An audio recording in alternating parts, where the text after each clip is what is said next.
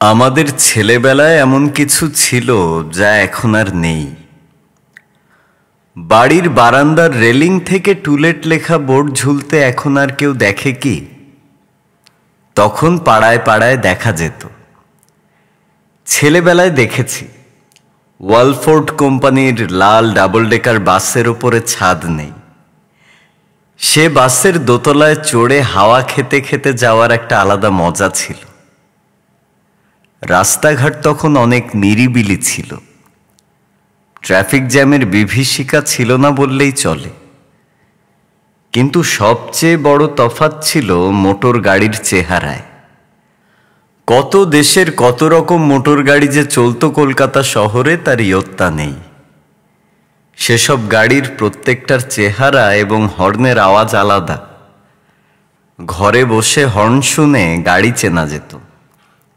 Ford, Chev, Humber, Vauxhall, Wolseley, Dodge, Buick, Austin, Studebaker, Morris, Oldsmobile, Opel, Citroen, এসব গাড়ি এখন শহর থেকে লোপ পেয়ে গেছে। হুডখোলা গাড়ি কটা দেখা যায়।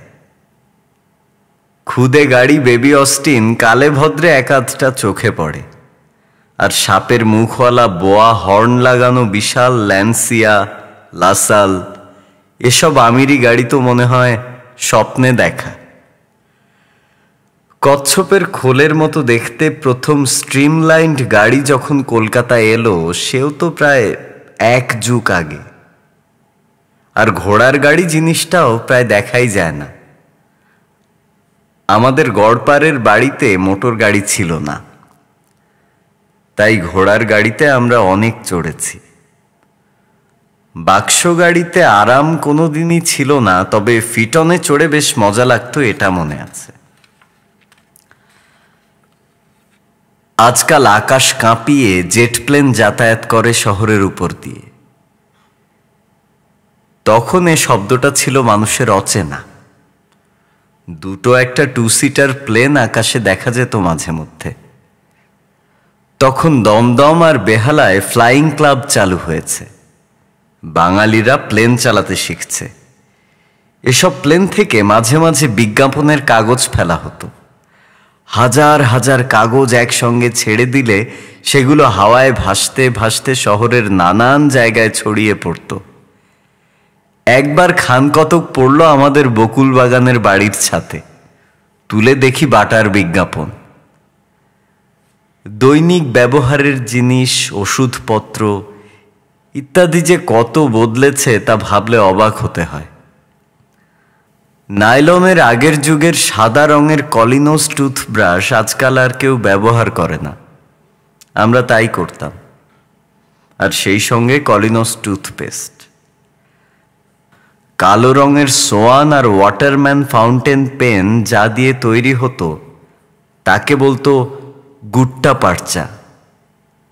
পুড়লে বিশ্রী গন্ধ বেরোতো।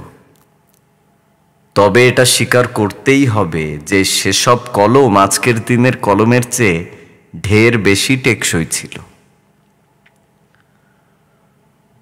কোয়ালিটি ফেরিনির যুগে বাড়িতে ফ্রিজার দিয়ে আইসক্রিম আর কে তৈরি করে?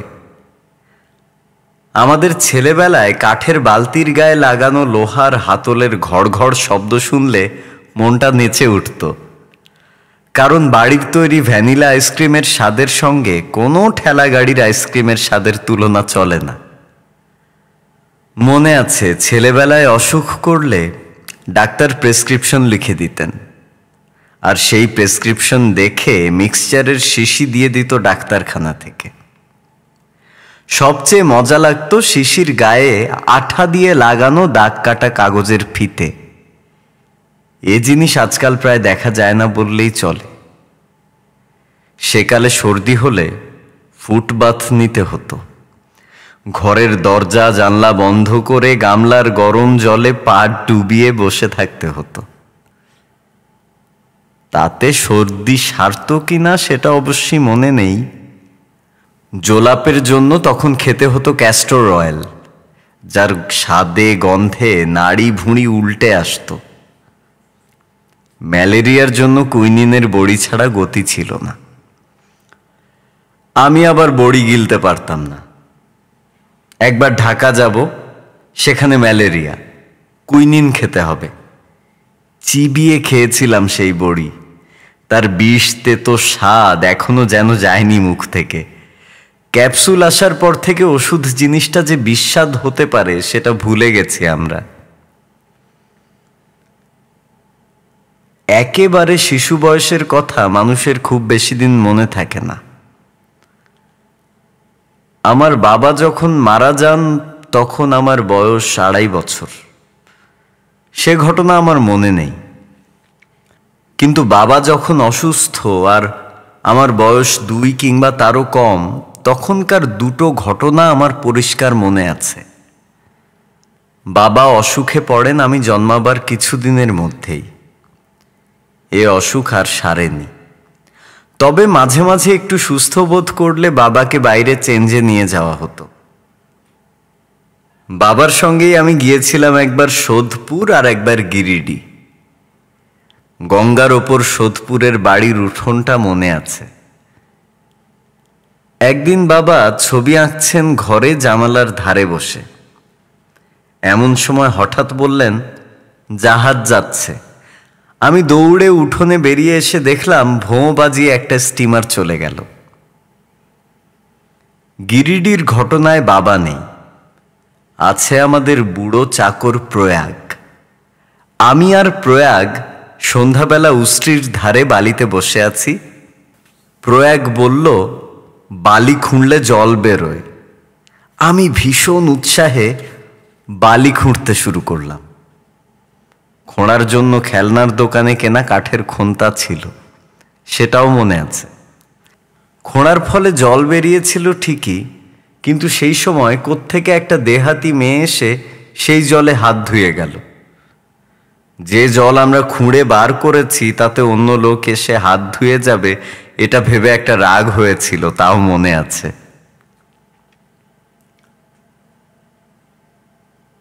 যে বাড়িতে আমার জন্ম সেই 100 নম্বর গড়পার রোডে আমি ছিলাম আমার 5 বছর বয়স পর্যন্ত। তারপর অনেক বাড়িতে থেকেছি, আর সবই দক্ষিণ কলকাতায়।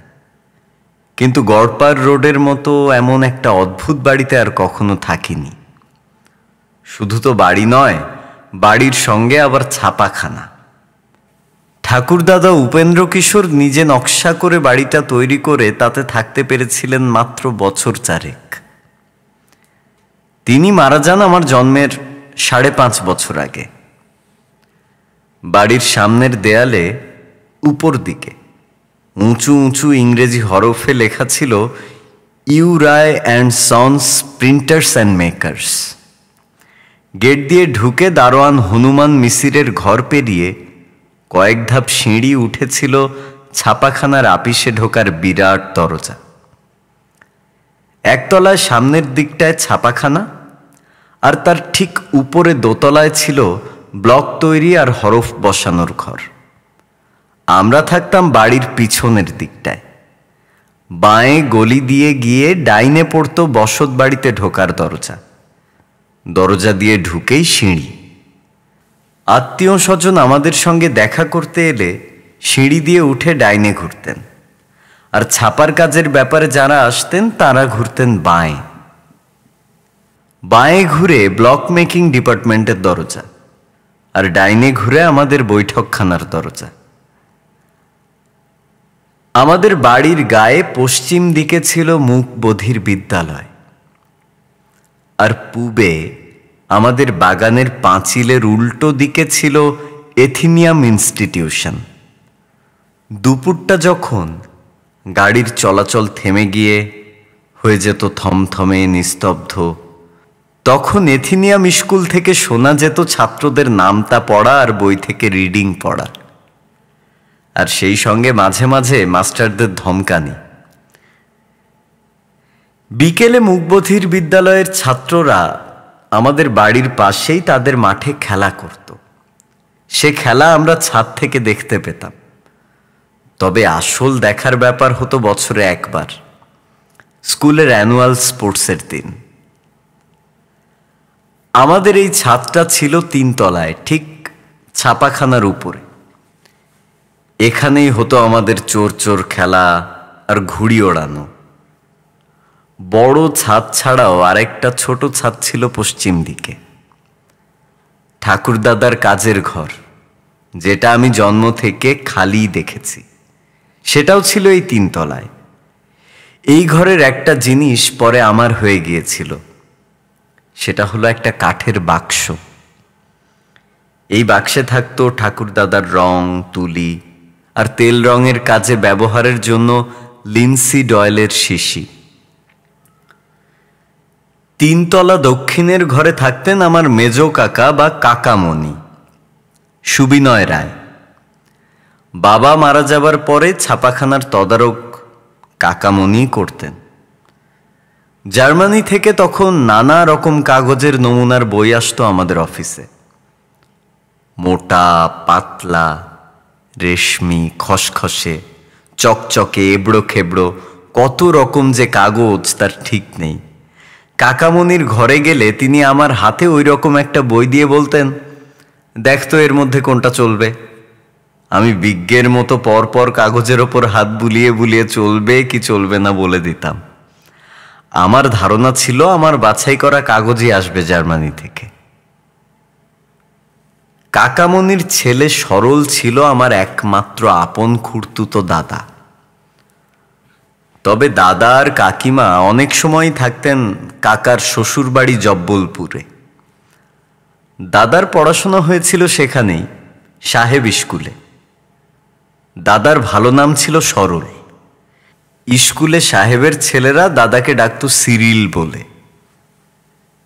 3 তলাতেই আরেকটা ঘরে থাকতেন আমার ছোট কাকা, সুবিমল রায়। পরে ছোট কাকার সঙ্গ পেয়েছি অনেক। গড়পারে তার সম্বন্ধে যে কথাটা মনে আছে সেটা হলো এই যে, ছোট কাকার ভাত খেতে সময় লাগতো আমাদের চেয়ে ঝাড়া 1 ঘন্টা বেশি। কারণ তার নিয়ম ছিল প্রতিটি গ্রাস 32 বার করে চিবানো। এ না করলে নাকি খাদ্য ঠিক হজম হয় না। আমি আর মা থাকতাম দোতলায় দক্ষিণে, কাকামণির ঘরের ঠিক নিচের ঘরে।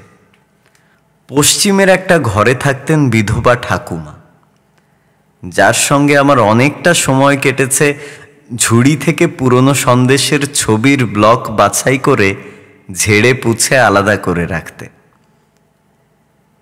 ঠাকুমা মারা যান আমি গড়পারে থাকতে থাকতেই।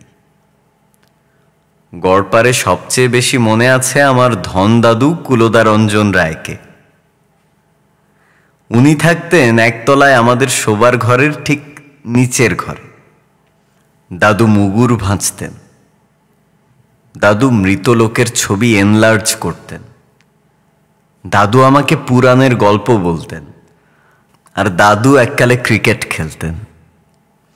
জাঁদরেল সাহেব টিম ক্যালকাটার বিরুদ্ধে বাঙালি টিম টাউন ক্লাবের হয়ে দাদু একবার 99-এর গাঁটে আটকে গিয়ে শেষ পর্যন্ত কিভাবে সেঞ্চুরি করেছিলেন সে গল্প তার কাছে অনেকবার শুনেছি।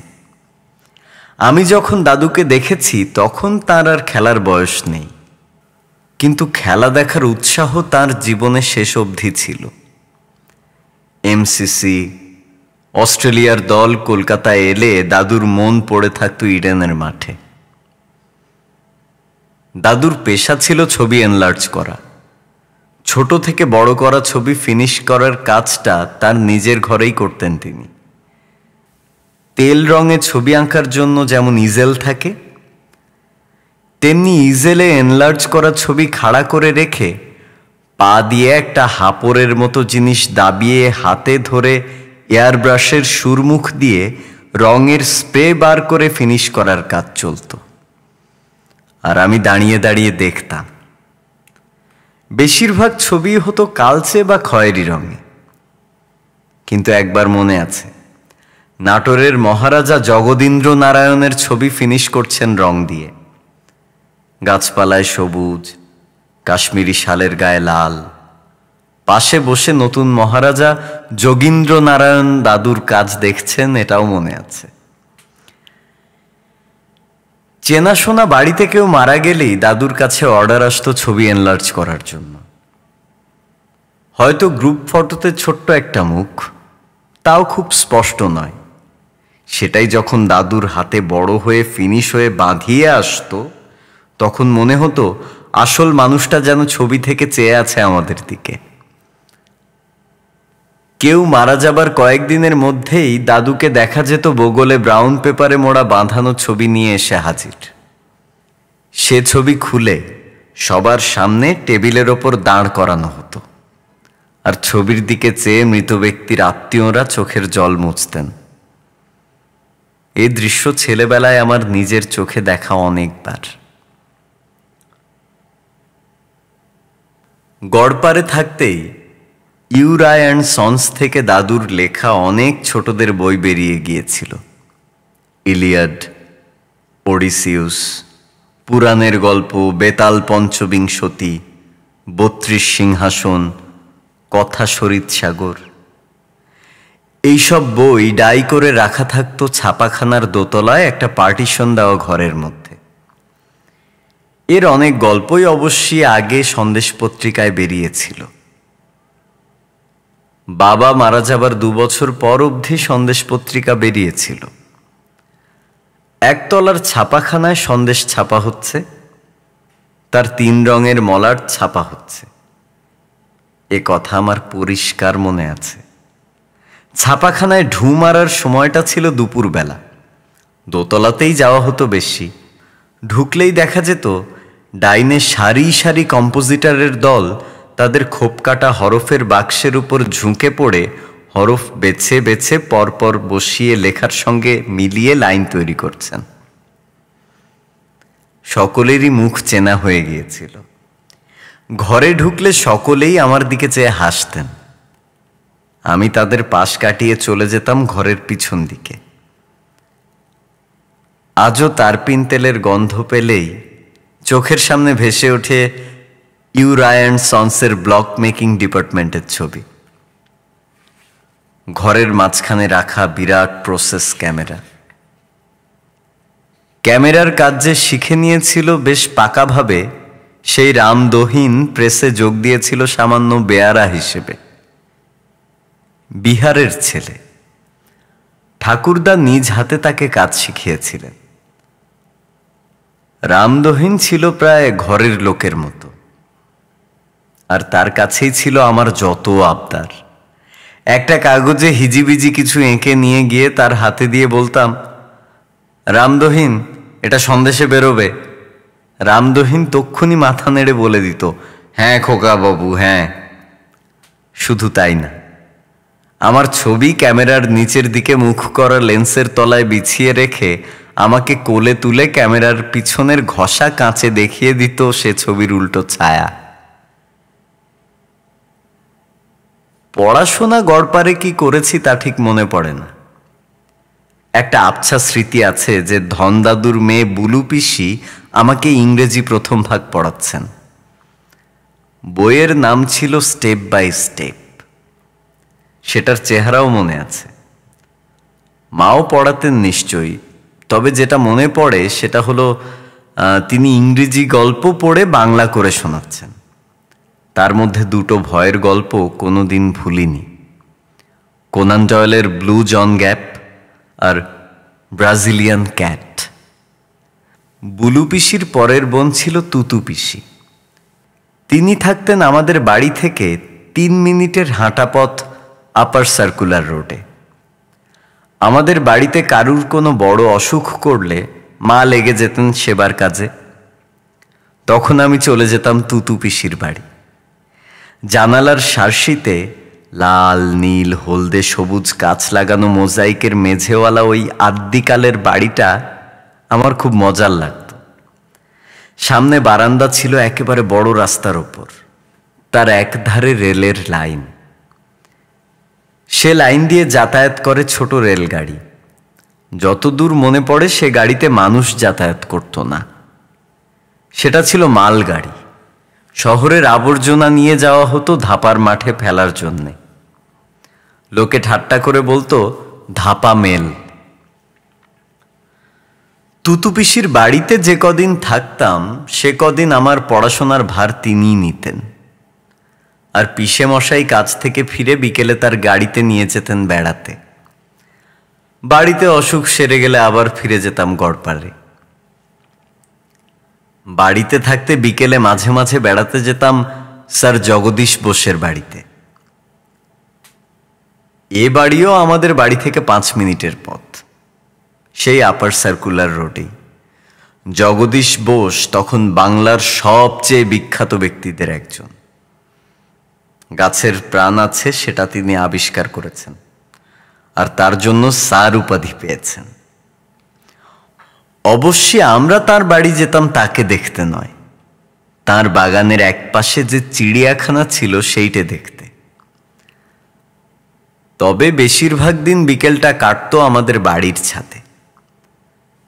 আমার নিজের ভাই বোন না থাকলেও বাড়িতে যে সঙ্গী ছিল না তা নয়। রাঁধুনি বামনির ছেলে হরেন ছিল আমার বয়সী, আর শ্যামাঝিয়ের ছেলে ছেদি আমার চেয়ে বছর 4-5 বড়। শ্যামার বাড়ি মতিহারি, ভাঙা ভাঙা বাংলা বলতো, তবে কোনো কারণে অবাক হলে গালে হাত চলে যেত, আর সেই সঙ্গে মুখ দিয়ে বেরিয়ে পড়ত, আগে মইনি দেখতো পহিলে। ছেদি বাংলা শিখেছিল। তার অনেক গুণের মধ্যে একটা ছিল ঘুড়ির প্যাঁচে কেরামতি।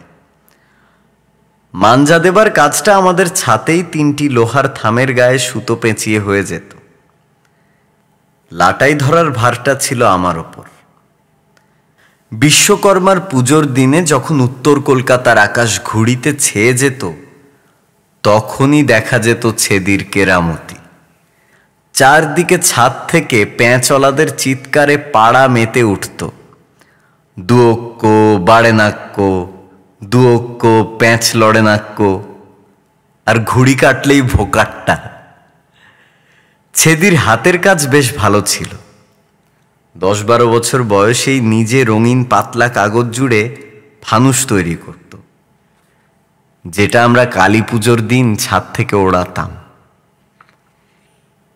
এছাড়া আরও 2টো জিনিস ছেদি তৈরি করত, যেটা আমি আর কাউকে করতে দেখিনি। এক হলো চাবি পটকা। একটা হাতখানেক লম্বা বাঁকারি নিয়ে তার মাথার দিকে খানিকটা চিরে তার মধ্যে চাবির হাতলের দিকটা ঢুকিয়ে দিয়ে বেঁধে দিত এমনভাবে যাতে চাবিটা সমকোণে বেরিয়ে থাকে বাঁকারি থেকে। চাবি সাধারণত 2 রকমের হয়, মাথা বন্ধ আর মাথা ফুটো। এই ব্যাপারে দরকার 2য় ধরনের চাবি, কারণ ওই ফুটোর মধ্যে পুরতে হবে বারুদ। ছেদি দেশলাইয়ের মাথা থেকে বারুদ নিয়ে ঢুকিয়ে দিত ফুটোর মধ্যে।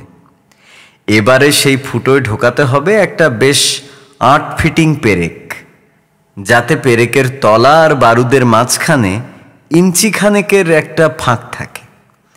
এবার বাঁখারিটা হাতে শক্ত করে ধরে পেরেকের মাথাটা সজোরে দেয়ালে মারলেই বায়ুর চাপে চাবির ভিতরে বারুদ বোমার মতো শব্দ করে ফেটে উঠত। এছাড়া ছেদি দইয়ের ভাঁড় দিয়ে একরকম লণ্ঠন তৈরি করত, যেটা ভারী মজা লাগতো আমার। ভাঁড়ের তলার গোল অংশটা কেটে বাদ দিয়ে তার জায়গায় লাগিয়ে দিত একটা রঙিন কাঁচ। তারপর ভাঁড়ের ভিতর পাশটায় একটা মোমবাতি দাঁড় করিয়ে সেটাকে জ্বালিয়ে ভাঁড়ের মুখটা বন্ধ করে দিত একটা ফুটোওয়ালা পিচবোর্ড দিয়ে। ফুটোর দরকার, কারণ বাতাস না পেলে মোমবাতি জ্বলবে না। সব শেষে ভাঁড়ের কানায় বাঁধা দড়ি হাতে নিয়ে অন্ধকারে ঘোরাফেরা করলেই দেখা যেত রঙিন কাঁচের মধ্যে দিয়ে রঙিন আলো বেরিয়ে পড়ে দিব্যি একটা বাহারের লণ্ঠনের চেহারা নিয়েছে। ঠাকুরদার 5 ভাইয়ের মধ্যে 2 ভাই ছাড়া সবাই ব্রাহ্ম হয়েছিলেন। শারদারঞ্জন ও মুক্তিরঞ্জন ছিলেন বড় এবং সেজ ভাই। ওদের বলতাম বড় দাদু ও মুক্তি দাদু।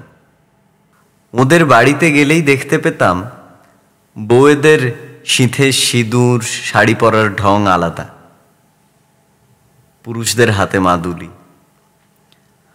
পুজোর ঘর থেকে শোনা যেত শাঁখ আর ঘণ্টার শব্দ। খুড়িমা ঠাকুরমা প্রসাদ এনে খাওয়াতেন আমাদের। কিন্তু এই তফাৎ সত্ত্বেও ওদের পর পর মনে হয়নি কখনো। সত্যি বলতে কি, এক ধর্মের ব্যাপারে ছাড়া ঠাকুর দাদাদের ভাইয়ে ভাইয়ে মিল ছিল অনেক। হিন্দু সারদা মুক্তিদা যেমন খেলাধুলা করতেন, মাছ ধরতেন, তেমনি করতেন ব্রাহ্মকুলদা। ক্রিকেট শুরু করেন সারদা, তারপর সেটা রায় পরিবারে হিন্দু ব্রাহ্ম সব দিকে ছড়িয়ে পড়ে। খেলাটা সত্যি করে শিকড় গেড়েছিল আমার সোনা ঠাকুরমার বাড়িতে। সোনা ঠাকুমা হলেন আমার ঠাকুরদার বোন। এনার বিয়ে হয়েছিল ব্রাহ্ম বোস পরিবারে। স্বামী হেমেন বোসের ছিল পারফিউমারি বা গন্ধদ্রব্যের কারবার। কেশে মাখো কুন্তলিন, রুমালেতে দেলখোস, পানে খাও তাম্বুলিন, ধন্য হোক এইচ বোস। এই 4 লাইনের কবিতা দিয়ে বিজ্ঞাপন বেরোতো তখন কাগজে কাগজে। গন্ধদ্রব্য ছাড়াও এইচ বোস আরেকটা ব্যবসা চালিয়েছিলেন কিছুদিন। সেটা ছিল ফরাসি কোম্পানির সঙ্গে একজোটে গ্রামোফোন রেকর্ডের ব্যবসা। সে রেকর্ড আমরা ছোটবেলায় শুনেছি। রেকর্ড ঘুরতো উল্টো দিকে, আর পিন সমেত সাউন্ড বক্স নড়তো মাঝখান থেকে বাইরের দিকে। সোনা ঠাকুমা ছিলেন 14 জন ছেলে মেয়ের মা। গায়ের রং ধপধপে, 80 বছর বেঁচে ছিলেন। শেষ দিন অবধি একটা চুল পাকেনি, একটা দাঁত পড়েনি। 4 মেয়ের মধ্যে বড় মেয়ে মালতী তখনকার দিনের নাম করা গাইয়ে, বড় ছেলে হিতেন কাকা পাকা আঁকিয়ে, ওস্তাদি গানের সমজদার। ফার্সি জানেন, দামি দুষ্প্রাপ্য বই সংগ্রহ করেন, টকটকে রং, সুপুরুষ চেহারা। আরেক ভাই নিতিন, পুতুল কাকা, পরে নামকরা সিনেমা পরিচালক ও ক্যামেরাম্যান হয়েছিলেন। আমার ছেলে বয়সে মনে আছে, তিনি নিজেই ছোট মুভি ক্যামেরা দিয়ে আসামে খেদায় হাতি ধরার ছবি তুলে এনে দেখিয়েছিলেন, আর পরে সে ছবি বিলিতি কোম্পানিকে বিক্রি করেছিলেন। পরের ভাই মুকুলের পায়ের ব্যারাম, তিনি খুঁড়িয়ে হাঁটেন। পড়াশোনা খুব বেশি দূর করেননি, কিন্তু যন্ত্রপাতির ব্যাপারে অসাধারণ মাথা। উদ্ভিদবিজ্ঞানী জগদীশ বোসের সূক্ষ্ম সব গবেষণার যন্ত্র কলকাতায় একমাত্র উনিই সারাতে পারতেন। পরে ইনি সিনেমা লাইনে গিয়ে সাউন্ড রেকর্ডিস্ট হিসেবে বিশেষ নাম করেছিলেন। তার পরের 4 ভাই কার্তিক, গণেশ, বাপি, বাবু সবাই ক্রিকেট খেলে। আমি যখন ছোট তখন কার্তিক সবে নাম করেছে, আর সবাই বলছে বাঙালিদের মধ্যে এমন ব্যাটসম্যান হয়নি। অ্যামহার্স্ট স্ট্রিটে ওদের বাড়িতে সন্ধেবেলা গেলেই দেখা যায় হয় কার্তিক কাকা না হয় গণেশ কাকা একটা বড় আয়নার সামনে দাঁড়িয়ে ব্যাট হাতে স্ট্রোক প্র্যাকটিস করছে। বাড়ির মাঠে শান বাঁধানো পিচ ছিল, আর ব্যাটিং অভ্যাস করার জন্য আলাদা ব্যাট ছিল, যার দুপাশ চেঁচে ফেলে শুধু মাঝখানের অংশটা রাখা হয়েছে। সব মিলিয়ে অ্যামহার্স্ট স্ট্রিটে বসেদের বাড়ির মতো হই হুল্লোড়ের বাড়ি আমি 2টি দেখিনি। একটা ব্যাপারে সেই ছেলে বয়সে মনটা একটু খুঁতখুত করত বই কি, ব্রাহ্মদের মাঘোৎসবে হিন্দু পুজোর মতো হই হল্লা নেই। কেবল ব্রাহ্মোপাসনা আর ভগবানের বিষয়ে গান শোনা। একটি ব্রাহ্মোপাসনা মানে 1.5 থেকে 2 ঘন্টা। আমাদের বাড়িতে শ্রাদ্ধ তিথিতে উপাসনার রেওয়াজ ছিল। বসবার ঘরের চেয়ার টেবিল সরিয়ে শ্বেত পাথরের মেঝের ওপর সৃজনী বিছিয়ে দেওয়া হতো, আমরা তার উপরে বসতাম। তারপর হতো উপাসনা আর গান। আমার মা খুব ভালো গাইতেন, তবে উপাসনার দিন যারা তেমন ভালো গান না, যেমন আমার ধনদাদু বা কাকামণি, তারাও গানে যোগ দিতেন। বছরের পর বছর একই সৃজনীর উপর মাথা হেঁট করে বসে উপাসনা শুনে আমার সৃজনী একেবারে মুখস্থ হয়ে গিয়েছিল। আর মুখস্থ হয়ে গিয়েছিল সংস্কৃত স্তোত্র আর তার বাংলাগুলো। এই বাংলা বলার একটা নিয়ম ছিল যেটা সব আচার্যই মানতেন। এই নিয়মে সব কথা টেনে টেনে বলতে হয়। যেমন আসাতমা সঙ্গময়, এই মন্ত্রের প্রথম 3 লাইনের বাংলা এইভাবে বলা হতো: অসত্য হইতে আমাদিগকে সত্যেতে লইয়া যাও, অন্ধকার হইতে আমাদিগকে আলোকে লইয়া যাও, মৃত্যু হইতে আমাদিগকে অমৃতেতে লইয়া যাও। এই সত্যেতে আর অমৃতেতের ব্যাপারে ভীষণ খটকা লাগতো। ওরকম করে না বলে সত্যে লইয়া যাও আর অমৃতে লইয়া যাও বললেই তো হয়। কিংবা শেষে যদি আরেকটা তে জুড়তেই হয় তাহলে সত্যতে আর অমৃততে বললে কি ভুল হয়? কিন্তু আচার্যদের মনে নিশ্চয়ই এ খটকা লাগেনি, না হলে তারা সকলেই বছরের পর বছর ঠিক একইভাবে বলে চলবেন কেন? ব্রাহ্ম মন্দির একটা ভবানীপুরেও আছে, আর সেখানেও মাঘোৎসব হয়। কিন্তু আমরা যখন গড়পার ছেড়ে ভবানীপুরে চলে আসি, তখনও 11ই মাঘের বড় উৎসবের দিন আমরা কর্নওয়ালিস স্ট্রিটের ব্রাহ্ম মন্দিরেই যেতাম। এই পাড়াটাকেই বলতো সমাজ পাড়া। শীতকালের ভোর 4:30 উঠে স্নান করে যেতে হতো। প্রথমে হতো ঘণ্টাখানেক ব্রাহ্ম কীর্তন, তারপর ঘণ্টা আড়াই গান ও উপাসনা। বসার ব্যবস্থা কাঠের বেঞ্চিতে। তার পিঠ এতই সোজা যে তাতে আরামের কোনো প্রশ্নই ওঠে না।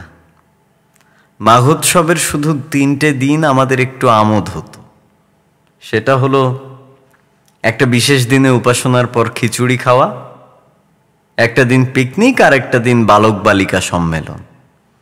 এই শেষ ব্যাপারটায় গুরুগম্ভীর উপাসনার কোনো বালাই নেই। কিন্তু তাহলেও ঢাক ঢোল বাজিয়ে প্যান্ডেল খাটিয়ে ঠাকুর সাজিয়ে হিন্দু পুজোর যে একটা হই হল্লা জাঁকজমকের দিক আছে, সেটা ব্রাহ্ম উৎসবে মোটেই ছিল না। কালী পুজোয় বাজি পোড়ানো, ফানুস ওড়ানোয় আমরা যোগ দিতাম বটে, আর আমাদের ছেলেবেলায় তুবড়ি, হাউই, ফুলঝুরি, রং মশাল, চটপটি, চিনে পটকা মিলিয়ে যায় আনন্দ, সেটা আজকালকার কান ফাটানো, বুক কাঁপানো বোমা পটকার যুগে একেবারেই নেই। কিন্তু বছরের বিশেষ কটা দিনে সারা শহর মিলে আমোদ করার ব্যাপারটা ব্রাহ্মদের মধ্যে ছিল না। তাই বোধহয় খ্রিস্টানদের বড়দিনটাকে নিজেদের পরবের মধ্যে ঢুকিয়ে নেবার একটা চেষ্টা ছিল সবসময়। বড়দিন এলে মনটা নেচে উঠত সেই কারণেই। কলকাতায় তখন সাহেবদের বড় দোকান, আজকাল যাকে বলে ডিপার্টমেন্ট স্টোর, ছিল হোয়াইট আওয়ে লেইডল। চৌরঙ্গিতে এখন যেখানে মেট্রো সিনেমা, তখন সেখানে ছিল স্টেটসম্যান পত্রিকার অফিস। তার পাশে সুরেন ব্যানার্জি রোডের মোড়ে ঘড়িওয়ালা বড় বাড়িটা ছিল হোয়াইট আওয়ের বাড়ি। বিশাল দোতলা দোকানের পুরো দোতলাটা বড়দিনের কটা দিন হয়ে যেত টয়ল্যান্ড। একবার মার সঙ্গে গেলাম ওই টয়ল্যান্ড দেখতে। তখন দেশে সাহেবদের রাজত্ব। হোয়াইট আওয়ে সাহেবদের দোকান, বিক্রেতারা সব সাহেব, যারা খদ্দের তাদেরও বেশিরভাগই সাহেব, মেম সাহেব। গিয়ে সব দেখে টেখে চোখ ধাঁধিয়ে গেল। কিন্তু টয়ল্যান্ডে যে যাব, দোতলার সিঁড়ি কই? জীবনে সেই প্রথম জানলাম লিফট কাকে বলে। হোয়াইট আওয়ের দোকানের লিফটই বোধহয় কলকাতার প্রথম লিফট। সোনালি রং করা লোহার খাঁচায় দোতলায় উঠে এসে মনে হলো স্বপ্নরাজ্যে এসেছি। মেঝের অতখানি জায়গা জুড়ে পাহাড়, নদী, ব্রিজ, টানেল, সিগন্যাল, স্টেশন সমেত খেলার রেলগাড়ি এঁকে বেঁকে চক্কর মেরে চলেছে রেল লাইন দিয়ে। এছাড়া ঘরের চারদিকে রয়েছে নানা রঙের বেলুন, রঙিন কাগজের শিকল, ঝালর, ফুল, ফল আর চীনে লণ্ঠন। তার উপরে রং বেরঙের বল আর তারায় ভরা ক্রিসমাস ট্রি। আর যেটা সবচেয়ে বেশি চোখ টানছে, গালফোলা হাসি নিয়ে দাড়ি মুখো, লাল জামা, লাল টুপি পরা 3 মানুষ সমান বড় ফাদার ক্রিসমাস। খেলনা যা আছে তা সবই বিলিতি।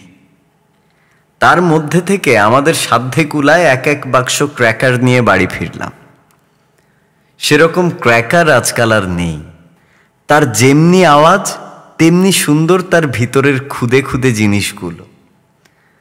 বড় আর বাহারের দোকান বলতে তখন যা ছিল তার বেশিরভাগই চৌরঙ্গিতে। তার মধ্যে হোয়াইট হাউসের কাছেই একটা দোকান ছিল, যেটা বাঙালির দোকান, কার অ্যান্ড মহলানবিশ, গ্রামোফোন আর খেলার সরঞ্জামের দোকান। দোকানে বসতেন যিনি, তাকে আমরা কাকা বলতাম, বুলা কাকা। এই দোকানে একটা বাহারের চেয়ার ছিল, যেটা আসলে একটা ওয়েইং মেশিন। চৌরঙ্গি অঞ্চলে গেলেই বুলা কাকার দোকানে ঢুকে চেয়ারে বসে ওজন হয়ে আসাটা একটা অভ্যাসে দাঁড়িয়ে গিয়েছিল। বাবা মারা যাবার পরেই বুলা কাকাই আমাকে এনে দিয়েছিলেন একটা গ্রামোফোন। সেই থেকে আমার গ্রামোফোন আর রেকর্ডের শখ।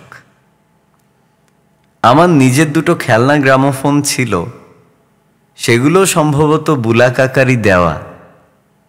একটার নাম পিগমি ফোন, একটার কিডি ফোন। তাদের সঙ্গে বেশ কিছু বিলিতি গান বাজনার রেকর্ডও ছিল লুচির সাইজের। কলকাতার রেডিও স্টেশন চালু হবার কিছুদিনের মধ্যে বুলা কাকাই আমাকে জন্মদিনে একটা রেডিও উপহার দিয়েছিলেন। সে রেডিও আজকের দিনের রেডিওর মতো নয়। তাকে বলতো ক্রিস্টাল সেট। কানে হেডফোন লাগিয়ে শুনতে হতো, অর্থাৎ একসঙ্গে একজনের বেশি শুনতে পেত না রেডিও প্রোগ্রাম। বুলা কাকার সঙ্গেই আমরা একবার গিয়েছিলাম উটরাম রেস্টুরেন্টে। উটরাম ঘাটে এই বাহারের রেস্টুরেন্টটা জলের ওপর ভাসত, দেখতে ঠিক জাহাজের ডেকের মতো। এখন উটরাম ঘাটে গেলে আগের সেই চেহারাটা আর দেখা যাবে না। তখন ঘাটের উল্টো দিকে ইডেন গার্ডেনের চারিদিকে বাহারের গ্যাসের বাতি জ্বলত, আর বাগানের মাঝখানে বাস স্ট্যান্ডে সন্ধ্যাবেলা বাজত গোরাদের ব্যান্ড। উটরাম রেস্টুরেন্টে আমি জীবনে প্রথম আইসক্রিম খাই। অবশ্যই এই নিয়ে পরে অনেকদিন ঠাট্টা শুনতে হয়েছিল, কারণ প্রথম চামচ মুখে দিয়ে দাঁত ভীষণ শিরশির করায় আমি বলেছিলাম আইসক্রিমটা একটু গরম করে দিতে।